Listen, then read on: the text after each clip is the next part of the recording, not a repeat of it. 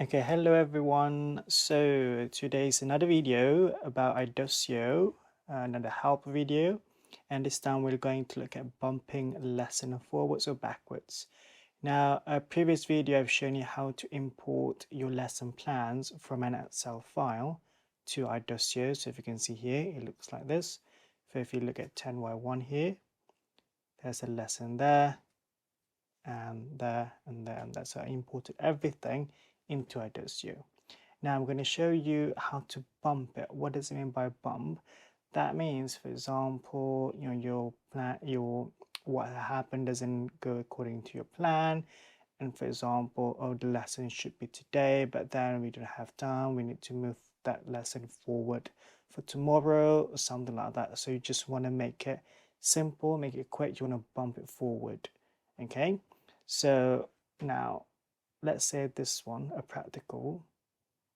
Okay, we didn't manage to finish it on this day, and we might going to continue it tomorrow, the day after on Thursday. So I'm going to tap on it, and then here's the lesson for that day on Wednesday. And then if you look at the top here, right, there's an icon here, it's like a list icon. You can tap on that. Now there's some options here. Now this option here, it says bump, that means it bumps once. So it move forwards this lesson and any lesson further to the next day or to the next lesson, right? Everything will follow with this lesson, will move forward with this lesson. So I'm going to show you if I tap bump. There we go. So initially it was here, now it was here, and it moves this lesson initially from Thursday to Friday, and the following lesson will be moved forward. Okay, now that is bump forward. Okay, now the next one I'm going to show you is bump backwards. So let's say, oh, according to plan, it's nothing's wrong with it. I'm just going to bring this, we're moving a little bit ahead. So I'm going to move this lesson back to the previous day or to the day before or to the lesson before. So I'm going to tap on this lesson and then I'm going to click the list icon here and then I'm going to tap bump back. However, you will see what happens if you select bump back. So if you see here, so I'm just going to tap overwrite, it's empty anyway, the previous lesson. So you can see here, it just bumped that lesson, which is initially on a Thursday, back to Wednesday. That means it will leave a blank here, right? It will leave a blank here. Okay, next one I'm going to show you a little bit more advanced.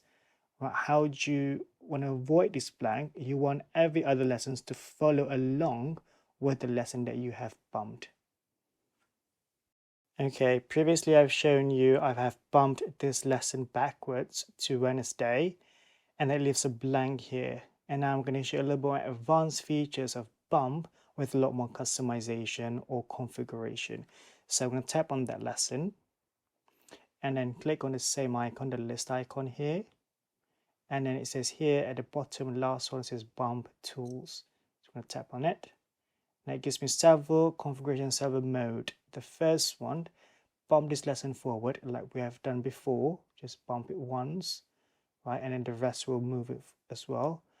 And then the second option is bump forward this lesson and the following ones and periods. That means that, for example, I want to bump it 3 lessons ahead. So let's try that. So I'm going to select that, right? It's going to stop when empty periods. And I'm going to select how many periods I want to bump it forward. So let's say I'm going to bump it 3 periods forwards. I'll tap OK. And I'm going to tap bump. There we go. It's bumped 3 periods ahead. So if you can see here, now it's here, right? And the rest will also bumped forward as well. Okay, now what about the rest of the features? The third one, which is bump back this lesson only, like I've shown you just now, it bumped back, but then it will leave a blank, right, from where it starts from.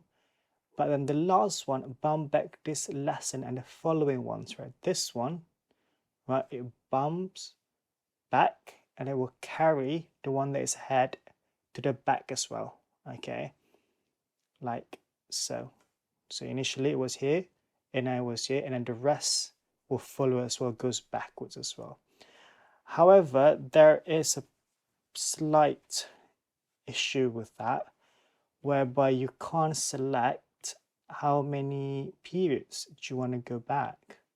Okay, compared to bumping forward, this option, the second option here, the second mode, you can select how many periods you want to go forward. However, this one, bumping back, you only can do once, one at a time. So let's say if I select this one, say one again, bump. So now it's here. It carries the rest of as well. I'm going to bump it again. And carries this one as well. And I'm going to bump it again. All right, there we go. Now, that is the only problem with it. However, it's such a good feature. For example, when something doesn't go quite as planned and then you need to move around lessons, all right, that's how you do it. For example, like me, every half term, I plan all my lessons, put it on my planner.